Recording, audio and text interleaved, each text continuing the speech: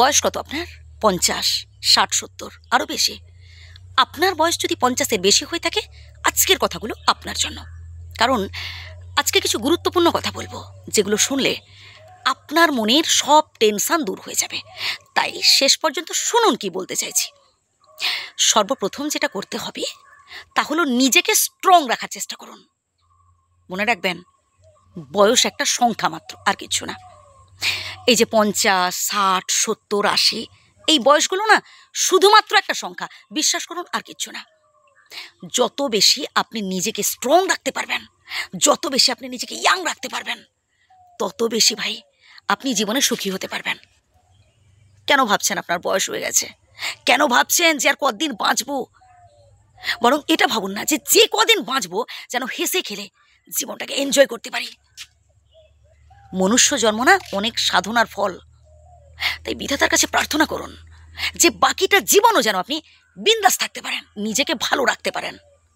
সব থেকে বেশি নিজেকে গুরুত্ব দিন। যত বেশি আপনি নিজেকে গুরুত্ব দেবেন, অপরেও আপনাকে গুরুত্ব দেবে। আপনি যদি নিজেকে অসহায় ভাবেন, আপনি যদি নিজেকে গুরুত্বহীন ভাবেন, এই পৃথিবীর প্রত্যেকটা মানুষজন আপনার অসহায়ত্বের সুযোগ নেবে, আপনার দুর্বলতার সুযোগ নেবে। আপনার অর্জিত যা কিছু টাকা পয়সা, বাড়ি গাড়ি, যা কিছু আপনি কষ্ট করে উপার্জন করেছেন, নিজের নামে রাখার চেষ্টা করুন।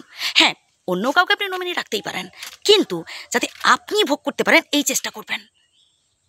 মানুষের ওপর বেশি বিশ্বাস করতে যাবেন না, মানুষের উপর বেশি ভরসা করতে যাবেন না। একটা কুকুরকে 10 দিন খাইয়ে দেখবেন, সারা জীবন সে আপনার কাছে অনুগত হয়ে আছে। আর একটা মানুষকে 10 দিন কি ভাই, 10 বছর খাইয়েও তার মন পাবেন না।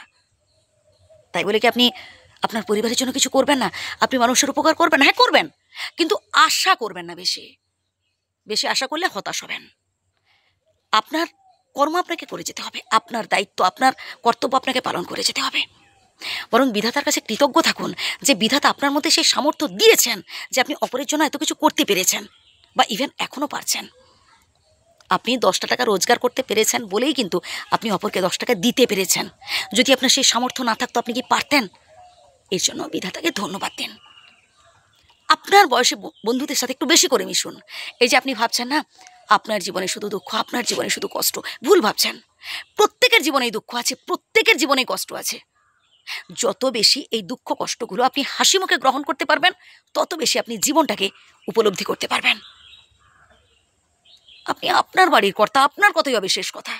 নিজেকে স্ট্রং রাখুন, একদম দুর্বল ভাববেন না। আপনারও একটা ভালো লাগা আছে, আপনারও একটা পছন্দ অপছন্দ রয়েছে, তার উপর জোর দিন, তার উপর গুরুত্ব দিন। ভালো থাকবেন, নিজের ওপর ভরসা রাখুন। যতদিন হাত পা চলছে ভাই, কিছু না কিছু কাজ করুন, মন ভালো থাকবে তাতে।